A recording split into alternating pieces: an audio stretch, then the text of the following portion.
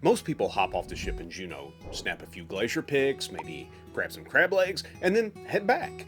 But let me tell you, this place deserves way more than just a checklist stop. Between haunted bars, epic hikes, and one of the best meals that we had all cruise, Juneau kind of stole the show for us.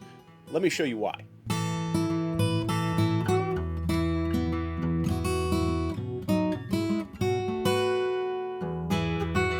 Juneau isn't just Alaska's capital. It's a town steeped in gold rush history, towering glaciers, and some of the most incredible natural landscapes that you'll find anywhere.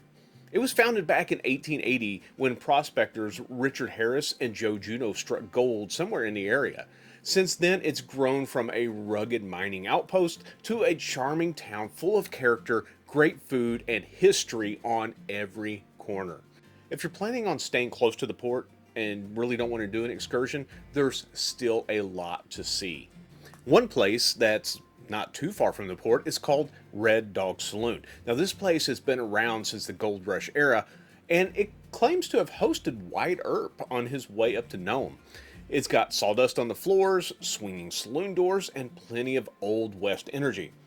Even if you don't grab a drink here, it's worth a peek inside. You're going to love what they have to offer. And just right up the street is the Alaskan Hotel. Now this was built in 1913. Not only is this one of the oldest hotels in Alaska that's still operating anyway, but it's also rumored to be haunted.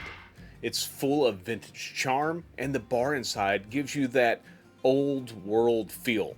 Now, Prohibition didn't stop this place either. The Alaskan was actually part of Juneau's underground speakeasies scene back during the 1920s.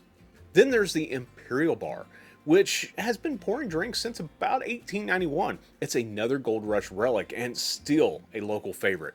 Now, if you're looking for a quick bite to eat, you can't go wrong with Tracy's King Crab Shack. Now, just be prepared. This place is very popular. You might wait in line, but those giant crab legs might just be worth it. Now, one thing that we didn't do in Juneau was ride the Mount Roberts Tramway, mainly because of the cost. It cost $60 per adult and $45 for the kids. And honestly, it felt a little steep for us at the time. If you're curious about what it looks like at the top with the views, the restaurants, and the shops, we'd really like to show you in a future video. If you want to help make that happen, consider joining our Patreon or checking out our merch store.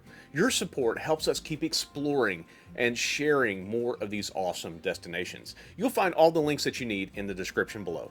Now for the main excursion that we had planned: whale watching, and of course visiting Mendenhall Glacier and even Nugget Falls. Unfortunately, our whale watching tour got canceled. Yeah, we were seriously bummed out about that. We were really looking forward to going and seeing those humpbacks and orcas up close. But today wasn't a total loss because we still got to go see Mendenhall Glacier and even hiked up to Nugget Falls. And let me tell you, it's absolutely worth it. If you're considering this at all, yes, you have to do it.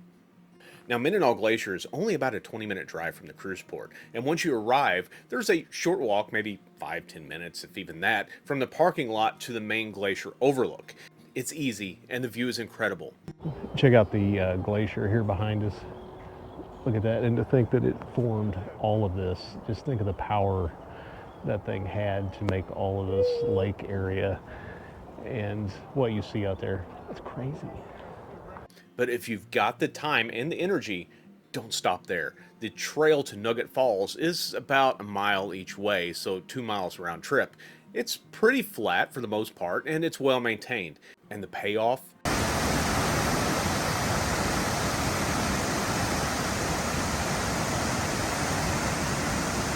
So we're headed back to Nugget Falls. It's about a mile hike back and then mile back, so 2 miles round trip. But if you're wanting to do this, it's really not that bad of a walk. They have the path is paved, so, and there's not a lot of rocks, anything like that. There's some hills, different things that you got to navigate, but for the most part, it's not that bad of a trip. So if you're thinking about it, but afraid it might be too challenging, I'd say it's moderate. It's not real bad.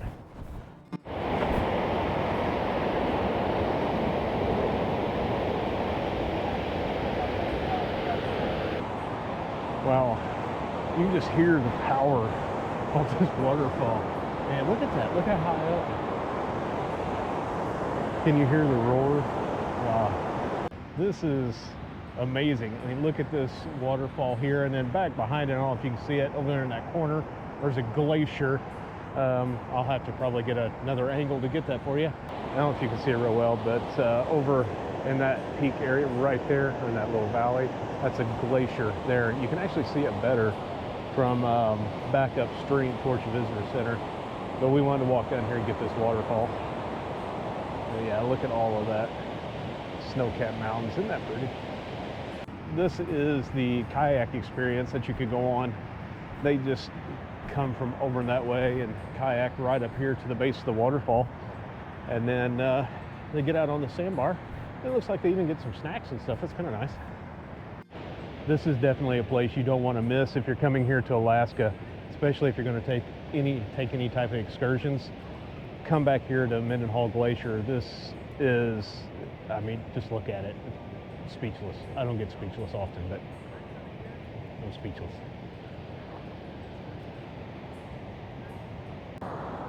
Well, I guess it's time I got to head back. We don't have a lot of time here. It takes about 30, well, slow sneaky walks, about 30 minutes or more to get back here. I don't want to leave. I mean, look at this. I could really stay here all day. This place is amazing. I'm telling you right now, you will not be disappointed. This is on my top Alaska must-dos. You're not going to be disappointed. Come here to Mendenhall Glacier.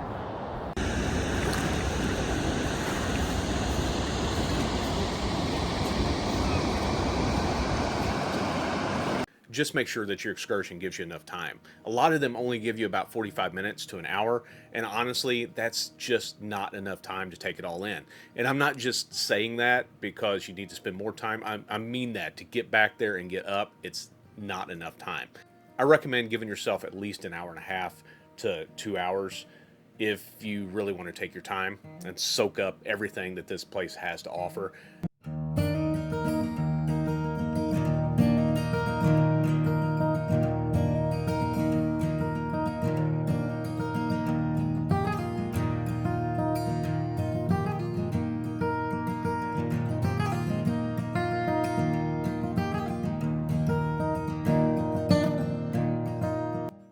Now, if you're back in town, if you're looking for a solid meal near the port, check out Twisted Fish Company. It's right next to the cruise terminal, super convenient, and delicious. I had the salmon on a cedar plank, and it was absolutely phenomenal. I'm still dreaming about that salmon.